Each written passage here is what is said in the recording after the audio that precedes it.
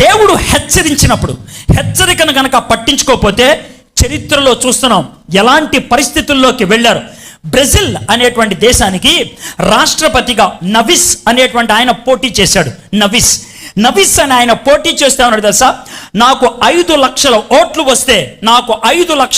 వస్తే ఆ దేవుడు కూడా ఆపలేడు నన్ను రాష్ట్రపతి చేయకుండా, ఆ దేవుడు కూడా ఆపలేడు నన్ను రాష్ట్రపతి చేయకుండా అని విర్రవిగాడు. నవిస్ అనేటువంటి బ్రెజిల్కి చెందినటువంటి వ్యక్తి. ఆయనకి 5,26,000 ఓట్లు వచ్చాయి. అంటే 5 లక్షల కంటే ఎక్కువ వచ్చాయి. ఆయన రాష్ట్రపతి అని డిక్లేర్ చేశారు ఈ రాత్రి. రేపు 10 గంటలకి ఆయన రాష్ట్రపతిగా పదవీ బాధ్యతలు తీసుకోవాలి. 9:45 గుండెపోటు వచ్చి చచ్చిపోయాడు ఆయన. ఆయన అన్నాడు, నాకు 5 లక్షల ఓట్లు వస్తే ఆ దేవుడు కూడా నన్ను ఆపలేడు అని అన్నాడు.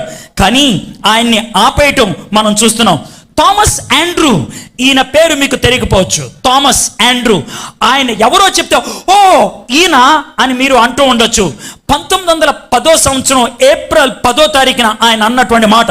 1912 సంవత్సరం ఏప్రిల్ 10వ తారీఖున ఆయన కెనడాలో మాంట్రియల్ అనేటువంటి ఊర్లో ఆయన ఒక సముద్ర తీరాన్ని, అట్లాంటిక్ సముద్ర తీరాన్ని నుంచొని ఒక పడవకి జెండా ఊపుతూ ఈ మాట అన్నాడు, ఈ ప్రపంచంలో ఇంత పెద్ద పడవ ఎవడో కట్టలేడు ఇప్పుడు దాకా, కనీసం నోవహు కట్టలేదు.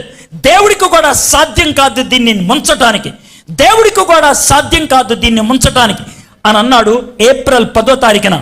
ఏప్రిల్ 14వ తారీఖు 3 రోజుల తర్వాత ఒక ఐస్ కొండను ఢీకొని ఆ పడవ 2 ముక్కలుగా ఇరిగిపోయింది. 75 సంవత్సరాల దాకా ఆ పడవ ఎక్కడ పడిందో ఎవరికి తెలియదు. 2000 సంవత్సరంలో ఆ పడవ అడుగు భాగంలోకి వెళ్ళి బయటికి వెలికి తీయటం ప్రయత్నం చేశారు. ఆ పడవ పేరే టైటానిక్. ఆ పడవలో 1512 మంది ఒకే రాత్రి చచ్చిపోయారు వాళ్ళు.